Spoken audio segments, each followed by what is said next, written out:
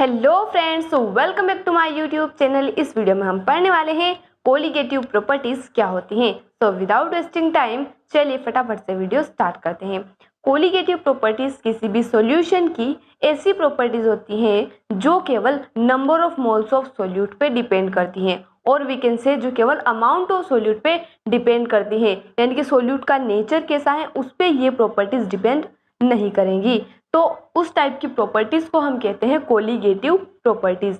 अब यहाँ पर हमने कुछ एग्जांपल लिए हैं, तो ये जो हमारी प्रोसेस है ये क्या है, हमारी उस कोलिगेटिव प्रॉपर्टीज हैं, यानी कि ये क्या करेगी, अमाउंट ऑफ सोल्यूट पे डिपेंड करेगी। मान लीजिए हमने नमक मिलाया, 1 चम्मच मिलाया, तो बॉइलिंग पॉइंट उतना ही इंक्रीज होगा जितना 1 चम्मच शुगर मिलाने पर हुआ है, यानी कि ये केवल अमाउंट ऑफ सोल्यूट पे डिपेंड कर रही है। नोट कर लीजिएगा इसे बात। तो चलिए एक एक करके सारी प्रोसेस को समझते हैं। पहला है हमारा relative lowering of vapour pressure. नाम से ही पता चल रहा है रिलेटिव लोवरिंग, यानी कि वेपर प्रेशर का डिक्रीज होना। तो इसका मतलब क्या है कि हमारे पास जो प्योर सॉल्वेंट पड़ा हुआ है उसका अपना कुछ वेपर प्रेशर होगा, तो वो वेपर प्रेशर ज़्यादा है। अगर हमने उसमें सोल्यूट मिला दिया तो उसका वेपर प्रेशर क्या हो गया, डिक्रीज हो गया। तो इसे हम कैसे लिखेंगे, डेल पी, यानी कि जो चेंज हुआ है वेपर प्रेशर में, और भी कैसे जो वेपर प्रेशर में डिक्रीज हुआ है उसे हम लिखेंगे P1 नोट माइनस P1। 1 यहाँ पर क्या डिनोट कर रहा है कि हम सोलवेंट की बात कर रहे हैं। सोलवेंट का जो प्योर प्रेशर था वो ज़्यादा था as compare to partial pressure. इसे हम सॉल्व करेंगे तो हमारा क्या निकल जाएगा, relative lowering of vapour pressure. और क्या हम P1 को P1 नोट x1 लिख सकते हैं? बिल्कुल लिख सकते हैं। तो यहाँ से हमारा P1 नोट कॉमन आ जाएगा, तो अंदर क्या बचेगा, 1 माइनस x1, जिसे हम x2 भी तो लिख सकते हैं। तो क्या हम इसे P1 नोट x2 लिख सकते हैं? बिल्कुल लिख सकते हैं। और ऐसे ही इसको बहुत आगे हम चाहे जितने फॉर्मूले बना सकते हैं। अगर हमें एक बार बस ट्रिक पता चल गई, कॉन्सेप्ट हमारे क्लियर है, तो we can do anything with the formulas. Anything मतलब कि कैसे भी उसको डिराइव कर सकते हैं, जो हमें क्वेश्चन में गिवन है उस अकॉर्डिंग हमारा दिमाग चल जाएगा कि हाँ हमें इसमें ये फाइंड करना है, तो हम ये फॉर्मूला लगाएंगे इस तरह से। तो डेल पी डिवाइडेड बाय, अगर हम P1 नोट करें तो हमारा x2 के इक्वल हो जाएगा। और x2 क्या है, x2 यानी कि मोल फ्रैक्शन ऑफ सोल्यूट। तो मोल फ्रैक्शन ऑफ सोल्यूट कैसे निकलेगा, number of moles of solute divided by number of moles of solution N1 plus N2। और हमें पता है कि नंबर ऑफ मोल्स कैसे निकालते हैं, अगर हमें N2 निकालना है तो weight divided by molecular mass, यानी कि W2 बाय M2। ये हमारे क्या हो जाएगा, number of moles of solute हो जाएगा, सोल्यूट के वेट डिवाइडेड बाय सोल्यूट का मोलर मास। यहाँ तक बात क्लियर है। तो ये तो हो गया हमारा relative lowering of vapour pressure. तो चलिए फटाफट से देख लेते हैं एलिवेशन इन बॉइलिंग पॉइंट क्या होता है।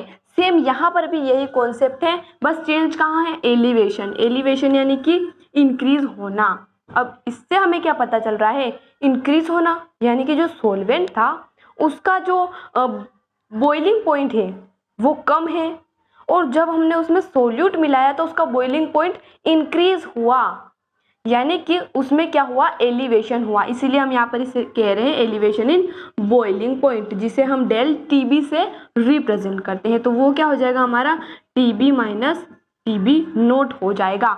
बहुत बार हमें ये कन्फ्यूजन होता है कि हमने इसमें तो पहले P1 नोट लिख दिया था और इसमें टीबी नोट बाद में लिख दिया। तो वो यही कॉन्सेप्ट है, एलिवेशन हो रहा है, यानी कि इसका बाद में क्या हो रहा है, पार्शियली जो बॉइलिंग पॉइंट है वो ज़्यादा है as compare to pure solvent के टेम्परेचर के बॉइलिंग पॉइंट के। यहाँ तक बात क्लियर है। ये तो हमारा इसका बेसिक फॉर्मूला हो गया, लेकिन ये जो डेल टीबी है, ये जो हमारा एलिवेशन इन बॉइलिंग पॉइंट है, ये डायरेक्टली प्रोपोर्शनल होता है m, यानी कि मोलेलिटी के। यहाँ हम लिख देते हैं गाइस, मोलेलिटी के।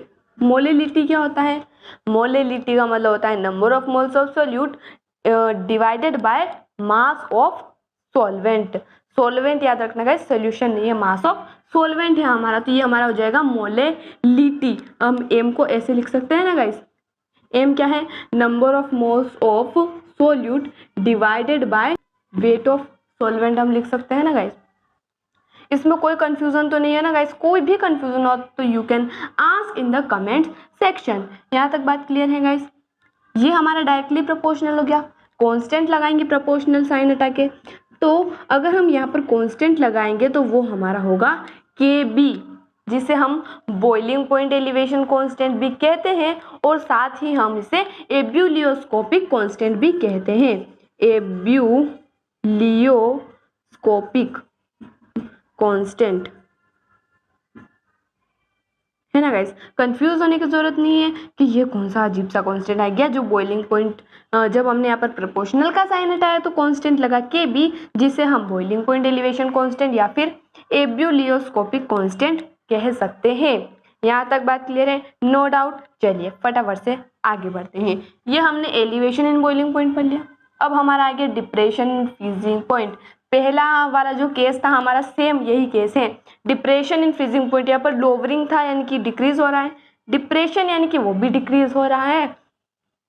तो डिप्रेशन ऑफ फ्रीजिंग पॉइंट, जिसे हम डेल TF से रिप्रेजेंट करते हैं, तो फ्रीजिंग पॉइंट डिक्रीज हो रहा है यानी कि प्योर का जो सॉल्वेंट का जो फ्रीजिंग पॉइंट था वो क्या ज़्यादा था और पार्शियल का क्या हो गया, कम हो गया, यानी कि TB note minus TF note minus TF हो जाएगा। नोट मतलब कि जो प्योर का होता है, प्योर का जो फ्रीजिंग पॉइंट होगा वो ज़्यादा है हमारे पास और डिक्रीज हो गया, यानी कि जो पार्शियली हमारे पास जो पूरे सोल्यूशन का फ्रीजिंग पॉइंट है वो क्या हो जाएगा, TF हो जाएगा। तो इससे हम क्या निकाल सकते हैं इस इक्वेशन से, डिप्रेशन ऑफ फ्रीजिंग पॉइंट। यहाँ तक बात क्लियर। अब जो डेल TF होता है ये भी हमारा डायरेक्टली प्रोपोर्शनल होता है मोलेलिटी के, यानी कि कंसंट्रेशन के, और मोलेलिटी कैसे निकालते हैं, number of moles of solute divided by weight of solution solvent. यहाँ तक बात क्लियर है? ये हमारा हो गया क्लियर। अब यहाँ पर भी कांस्टेंट लगेगा, तो यहाँ पर हमारा कांस्टेंट लगेगा KF, जिसे हम कहते हैं फ्रीजिंग पॉइंट डिप्रेशन कांस्टेंट, और we can say cryoscopic constant, है ना गाइस? बहुत खतरनाक नाम है, क्रायोस्कोपिक कांस्टेंट भी हम इसे कहते हैं। तो यहाँ तक बात क्लियर है गाइस? अब एक बार फटाफट से क्विक रिवीजन कर लेते हैं। ऑस्मोसिस वाला बच रहा है, आई नो गाइस, वो हम पढ़ेंगे नेक्स्ट वीडियो में, क्योंकि साथ ही हमें ऑस्मोटिक प्रेशर भी पढ़ना है, that is the different concept. यहाँ तक बात क्लियर?